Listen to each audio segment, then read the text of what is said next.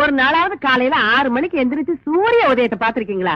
நாங்க ஏன் பாக்கணும்? எங்க பேர்ல ஒரு மரியாதை இருந்தா அது வந்து பாத்துட்டு போட்டோம்.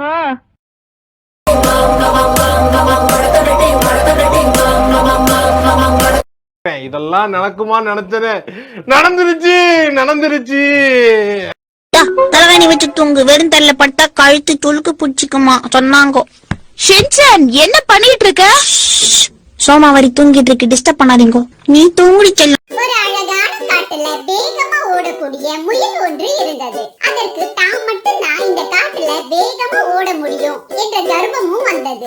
அந்த முயல் மெதுவா நகரக்கூடிய ஆமையிடம் ஏளனமா தன்னுடன் ஓட்ட பந்தயத்துக்கு வருமாறு கேட்டது. ஆமையும் சரின்னு சொல்லிச்சு. முயலும் ஆமையும் ஓட ஆரம்பிச்சது. முயல் ஆமையை விட பன்மடங்கு வேகமா ஓடிச்சு. ஆமையோ மனம் தளராம தன்னுடைய பயணத்தை தொடர்ந்தது. முக்கால்வாசி தூரம் வேகமா ஓடிய முயல் வழியில ஒரு மரத்தை பார்த்ததும் நிதானமா சிறிது நேரம் ஓய்வெடுத்துட்டு போகலாம் நினைச்சு மரத்து கீழே தூங்கிடுச்சு. வெகு நேரம் கழிச்சு நம்பிக்கை இல்லாம அந்த வழியா வந்து கொண்டிருந்த ஆமை முயல் தூங்கும் காட்சியை பார்த்ததும் மனதுக்குள்ள மகிழ்ச்சி வந்தது. ஆமையோ மெதுவா முயல் தூங்குற தூரத்தை கடந்து முடிவு கோட்ட நெருங்கிடுச்சு. அந்த நேரம் தூக்கம் கலைஞ்ச முயல் ஆமை எல்லையை நெருங்கியதை கண்டதும் ஓட்டம் பிடித்தது. இருந்தாலும் ஆமை வெற்றி பெற்றுடுச்சு. இந்த கதையின் மீதி என்னன்னா, நிதானம்.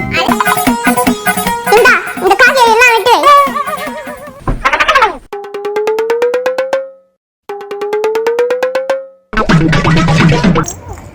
ஹலோ குட்டி பாபா, என்ன பண்றீங்க? டேய், அது என்ன கச்சி சாப்பிட்றதுன்னா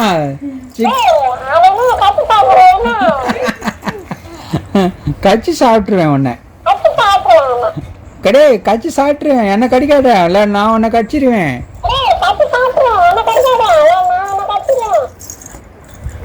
குட்டி பாப்பா என்ன கடிக்காதீங்கோ, நான் உங்களை கடிச்சிருவேன்.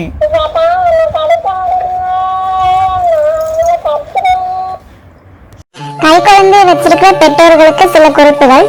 ஃபர்ஸ்ட் என்ன அப்படின்னா, குழந்தைங்க கண்ணை தேய்ச்சிக்கிட்டு அப்புறம் மூக்கை தேய்ச்சிக்கிட்டு அழுதுட்டே இருந்தாங்கன்னா அது அவங்க தூக்கத்துக்காக அழுகுறாங்க அப்படிங்கறத நாம புரிஞ்சுக்கணும்.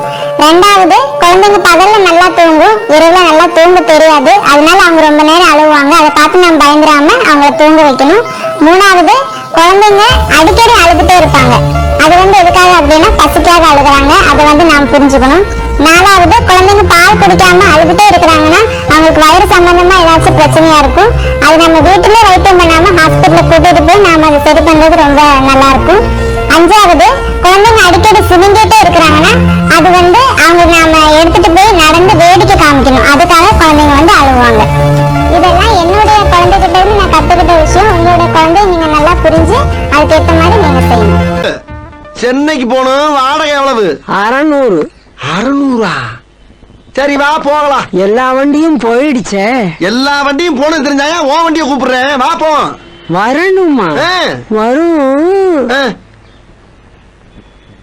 ஆனா வராது. வரும் ஆனா வராதா? யோ வரும் சொல்லு, இல்ல வரான்னு சொல்லு. ஏன் இப்படி போட்டு குழப்புற? வரும் தம்பி, ஆனா வராது. என்னடா ஓவரா இருக்கிறான் பாரியா. ஒரு புயா தெளியா ஒரு பாடி வாங்கிடுவா. எப்போ 500 ரூபாய் பத்துமா? என்ன தெளியா வாங்கடா, நான் 10 அடி தெளியா வாங்க சொல்றேன். சரி கேட்டு பாக்குறேன், ஆனா ரேட் அதிகமா இருந்துச்சுன்னா வந்துருவேன். 500 ரூபாய்க்கு என்ன பண்றது? நான் உங்க கையில காசோட வரா. விநாயகர் சிலை வாங்கணுமா? எங்க வீட்டுல வந்துட்டு தீ வந்துட்டா. டேய் உங்க வீட்டுல கும்பிட மாட்டாங்களா? எங்க அப்பனே நைட் எங்க தீடின்னு தான் வந்துறாங்க, நம்ம காசு ஆக்கிடுவோம். சரி சிலை எடுத்துக்கலாம், ஆனா கொடை கேட்டேன் நான் தாலே. நான் மய கொட்டியா கொடை கேக்குறேன் அப்பா. அது அந்த கிட்ட போய் கேளு. சரிவா, அதே எங்க அப்பா தீட்டி வச்சிருப்பான், அதே சேர்த்து எடுத்துட்டு வந்துடலாம். நல்ல மூஷன் சுட்டு தூங்கி நம்ம திட்டு பையன். டேய் முதல்ல சிலை எடுப்போம், அதுக்கு இப்ப சிலை போடு. டேய் நல்லா இருக்கடா சிலை, அப்பவே அதிகமா சொல்லுங்க. மாப்ள கொடை இருக்குதியா, நெட்டா தேடி வந்து திட்டு பையன். சரி வா போயிடலாம். இவ்வளோ டைம் ஆகும், நாளை காணுவேன். பாத்தீங்களா எப்போ பாத்தியா கலர்ஃபுல்லா இருக்கு சிலை, ரேட்டு தான் கொஞ்சம் அதிகம். வேற வாங்கிட்ட கொடையாங்கடா. ஏ கண்டரான கபடியா இதுல ஐடியா. டேய் இந்த கொடையா வாங்க சொன்னா புள்ளே கொடையா புள்ளா இருக்க, இந்த கொடையை வைப்பா. இப்பலாம் அதான் வைக்கறாங்களா? ஐயோ சாமி கொடையாப்பா. வீட்டு விலங்குகள்: ஆடு, ஆடு.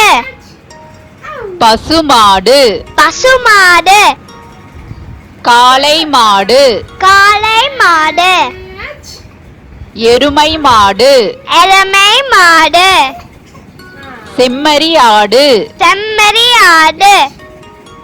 கோழி கோழி சேவல் சேவல் வாத்து வாத்து வான்கோழி வான்கோழி குதிரை குதிரை கழுதை கழுதை பன்றி பன்றி முயல் முயல் வாங்க சார் வாங்க சார் வாங்க வாங்க வாங்க வாங்க வாங்க வாங்க வாங்க சார் வாங்க வாங்க உடனே கிளம்பலாம் பா இங்க பாருங்க செம்மையா ரீக்ரியேட் பண்ணிருக்காங்க பாருங்க, சூப்பரா இருக்குது. இதோட வண்டியோட பிரைஸ் பாத்தீங்கன்னா 17,000 ரூபாய் போட்டிருக்காங்க, அதுவும் 30,000 ரூபாய் போட்டு ஆஃபருங்கிற பேர்ல 17,000 ரூபாய் போட்டிருக்காங்க. டிட்டோ அது அப்படியே இருக்கு. நம்மகிட்ட எவ்வளவு ப்ரோ இது? 13,500. கேர்ள்ஸ்லேயே வந்து அவங்களுக்கு வந்து வெஸ்பா மாடலில் கொடுத்துருக்காங்க. ஃபுல்லும் பிங்க் கலரில் செம்ம க்யூட்டாக இருக்குங்க. ஸோ இதெல்லாம் வந்து குழந்தைங்க ஓட்டிட்டு போனாங்கன்னா ரொம்ப ஆசையாக இருக்கும் பார்க்குறதுக்கு.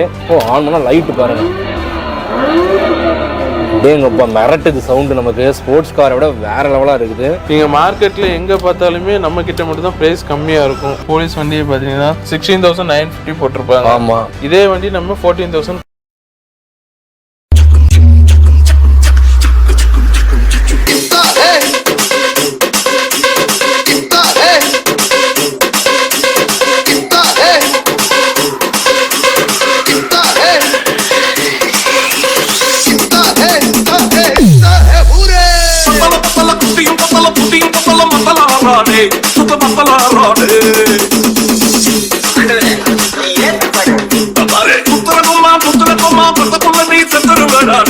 நீ முட்டா கொண்டாதே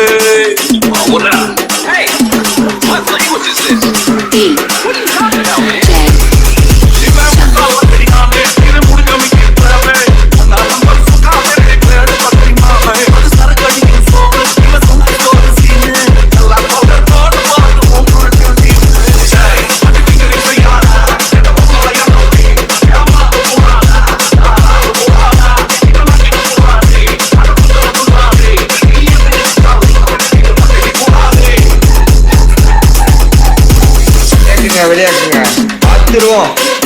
ஆனா நீங்களானே